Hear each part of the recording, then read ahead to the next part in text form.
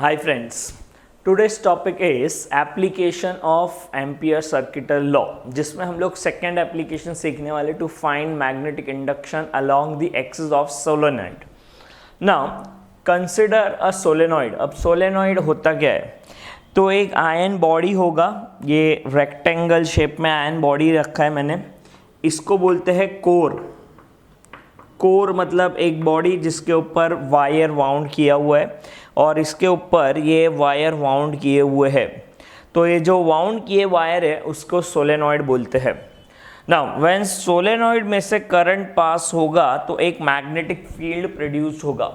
अब ये जो मैग्नेटिक फील्ड होगा उसका डायरेक्शन क्या, तो बेसिकली सोलेनॉइड को अगर हम सामने से देखें तो इट इज द सर्कल, और सर्कल का मैग्नेटिक फील्ड कैसा होता है, तो अगर करंट एंटी क्लॉकवाइज होगा तो आपकी तरफ आ जाएगा, क्लॉकवाइज होगा तो मेरी तरफ आ जाएगा। तो करंट का डायरेक्शन डिसाइड करेगा मैग्नेटिक फील्ड का डायरेक्शन। तो एक्सिस ऑफ सोलेनॉइड कौन सा है, तो एक्सिस ऑफ सोलेनॉइड अगर ड्रॉ करना है तो ये इसके सेंटर में ऐसे एक लाइन पास करेंगे, ये सोलेनॉइड का एक्सिस बन जाएगा।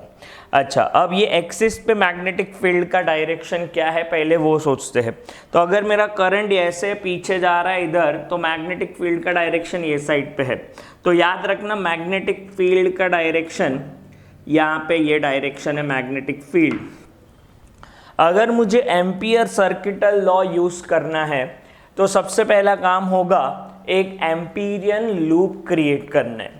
अब ये एम्पीरियन लूप का शेप और साइज कैसा होगा, तो अगर ये मेरा सर्कुलर कॉइल है और इसके एक्सिस सेंटर यहाँ से ऐसे जा रहा है, तो मेरा एम्पीरियन लूप भी यहीं से जाना चाहिए। तो मैं लूप कैसा लूँगा, तो यहाँ से ऐसा अंदर जाएगा एक, और ऐसे रेक्टेंगल बन जाएगा, ये ऐसे ऊपर जाके यहाँ से देखेंगे तो ये ऐसे जाके इसके अंदर से ये ऐसे लूप बनेंगे। तो इसका एम्पीरियन लूप अगर मैं ड्रॉ करूं तो यहाँ पे ये एम्पीरियन लूप है, ये रेक्टेंगल। अब ये रेक्टेंगल में मैंने थोड़ा सा जगह छोड़ा है, लेकिन ये जो एक्चुअल रेक्टेंगल होगा ये कोर जितना ही होगा, मतलब कोर का लेंथ अगर मैंने L लिया है तो ये साइड का लेंथ भी L होगा।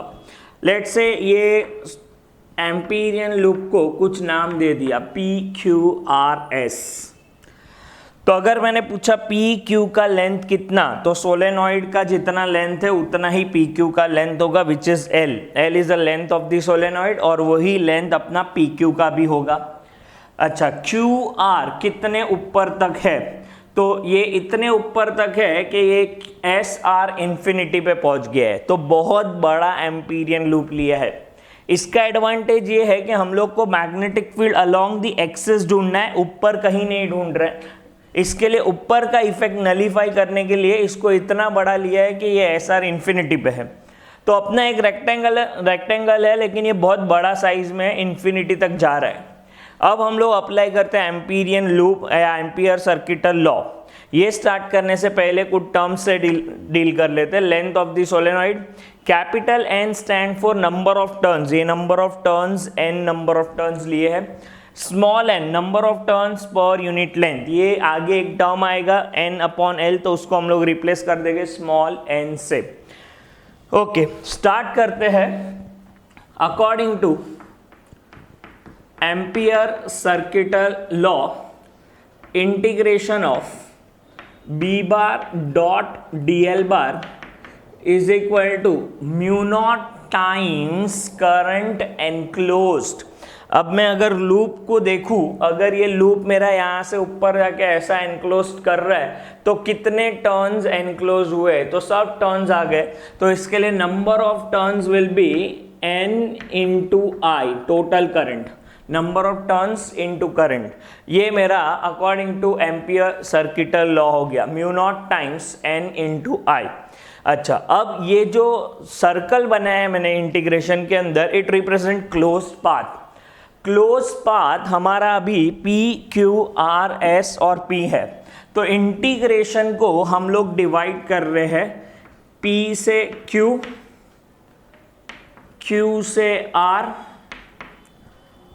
R से S एंड S से P।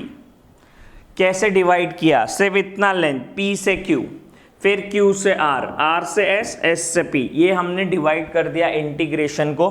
तो इंटीग्रेशन के अंदर तो टर्म वही रहेगा, लेकिन अब इंटीग्रेशन के अंदर से सर्कल निकल गया, because this is not a close path, this is the line, is equal to mu naught times NI, ये ऐसा बन गया। अब हर एक केस में मुझे B और DL के बीच में एंगल ढूंढना है।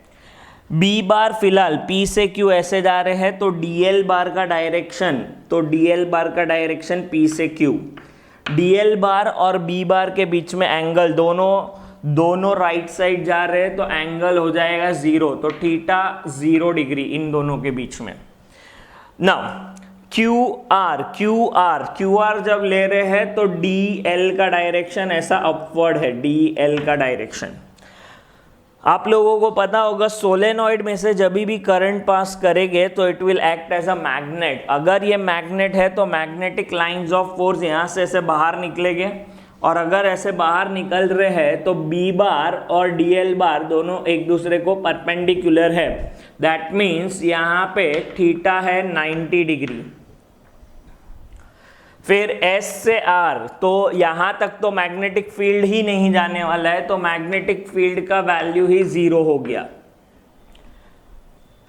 और लास्ट में S से P, तो अगर ये मैग्नेट है तो इसके लाइन जैसे जाके इधर से अंदर जाएंगे, और जैसे ही अंदर गए लाइंस, तो ये लेंथ और ये मैग्नेटिक फील्ड दोनों एक दूसरे को परपेंडिकुलर हो गए, थीटा बिकम 90 डिग्री। ये सब एंगल जानना बहुत ज़रूरी है। यहाँ पे लाइंस मैग्नेटिक फील्ड B बार ये डायरेक्शन में है, तो B बार और DL बार के बीच में एंगल 90 बन रहा है। यहाँ से मैग्नेटिक फील्ड ऐसे अंदर जाएगा, तो B बार और DL बार के बीच में एंगल 90 बनेगा, और ये तो बहुत दूर है, B बार वहाँ तक पहुँच ही नहीं रहा है, तो B 0 हो गया। अब ये सब में से इंटीग्रेशन में से डॉट प्रोडक्ट का आंसर 0 होता है इफ दे आर परपेंडिकुलर, तो ये दो इंटीग्रेशन का आंसर 0 हो गया। ए B बार डॉट DL बार में से B का मैग्नीट्यूड अगर 0 है तो ये इंटीग्रेशन भी 0 हो गया। तो इन शॉर्ट इन सब में से सिर्फ एक इंटीग्रेशन बचेगा, PQ B bar dot DL bar, उसको भी मैं ऐसा लिख देता हूँ BDL cos theta cos 0 is equal to mu naught NI। ये स्टेप के बाद सिर्फ यही टर्म, ये 4 में से 3 टर्म 0 हो गए, एक टर्म बच गया। cos 0 का वैल्यू होता है 1। P से Q अगर आप जाओगे P से Q, तो B कांस्टेंट रहने वाला है, तो वो इंटीग्रेशन साइन के बाहर ले लिया, तो B बाहर आ गया। इंटीग्रेशन P से Q DL is equal to mu naught NI। अब P से Q का इंटीग्रेशन, P से Q यहाँ से छोटा एलिमेंट लेके Q तक जाना है, तो अगर ये सब एलिमेंट को ऐड कर दिया तो टोटल लेंथ मिलेगा। तो integration of P to Q DL का आंसर होगा L। ये L नीचे चला गया,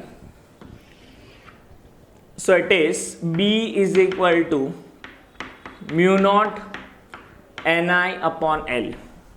अब देखो N अपॉन L हमने पहले ही डिफाइन कर दिया, इट इज स्मॉल n, तो B का वैल्यू है mu not small n I। Mu नी, हम लोग इसको ऐसा याद रखते हैं, म्यू नी फॉर्मूला, मुन्नी नहीं है, म्यू नी है फॉर्मूला। तो ये है magnetic induction along the axis of the solenoid. लेकिन अगर मुझे पूछा होता जस्ट आउटसाइड द सोलेनॉइड तो क्या करना पड़ता, तो जस्ट आउटसाइड द सोलेनॉइड जब लेना होता तो मुझे इसको नीचे लाना पड़ता। ये जैसे ही नीचे आ गया, यहाँ पे आ गया, अब B 0 नहीं होगा ये इंटीग्रेशन में। अगर B 0 नहीं होगा तो इट हैज सम वैल्यू, तो B और DL के बीच में एंगल क्या। अब ये जानना ज़रूरी है। देखो अगर मैं ये सोलेनॉइड को रिप्लेस करता हूँ एक मैग्नेट से हैविंग नॉर्थ साउथ, और इसके लाइंस ऑफ फोर्स ड्रॉ किए मैंने ऐसे, यहाँ पे ऊपर मैग्नेटिक इंडक्शन का डायरेक्शन होता है ये साइड पे, क्योंकि लाइंस इधर जा रहा है, टेंजेंट B बार। बी बार लेफ्ट साइड पे आएगा, बी बार जैसे लेफ्ट साइड पे आया डीएल बार भी लेफ्ट साइड पे ही होगा, क्योंकि हम लोग आर से एस जा रहे हैं। तो बी बार और डीएल बार के बीच में एंगल हो जाएगा अगेन जीरो, एंगल जीरो हो जाएगा। तो ये दो इंटीग्रेशन बचेंगे। तो मैं यहां पे लिखता हूं टू फाइंड मैग्नेटिक इंडक्शन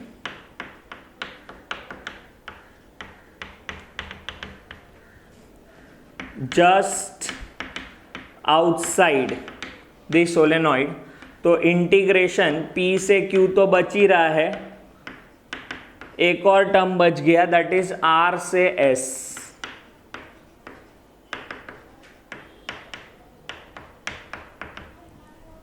ये दो इंटीग्रेशन बच गए, ये और ये।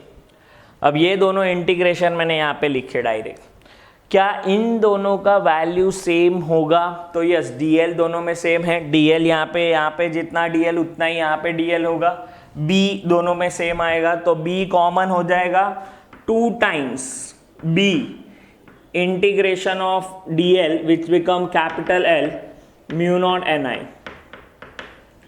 2l नीचे गया, b is equal to 1/2 mu naught N I upon L, और ये टर्म अपना स्मॉल n है, तो हाफ म्यूनी फॉर्मूला। तो दो अलग अलग चीजें हैं। अलोंग द एक्सिस बोला तो म्यू नॉट एन आई होता है, जस्ट आउटसाइड द सोलेनॉइड बोला तो हाफ म्यू नॉट एन आई होता है। सिर्फ हाफ का फर्क है, लेकिन आपको क्वेश्चन बराबर ध्यान से पढ़ना है कि अलोंग द एक्सिस बोला है कि किधर और। अलोंग द एक्सिस बोला तो म्यू नॉट एन आई, लेकिन अगर एक्सिस पे नहीं बोला, किधर और भी बोल दिया, तो हाफ म्यू नॉट एन आई। ये दो फॉर्मूला है। तो ऐसा ही हम लोग को एक और एप्लीकेशन सीखना है along the axis of toroid. तो उसके लिए आपको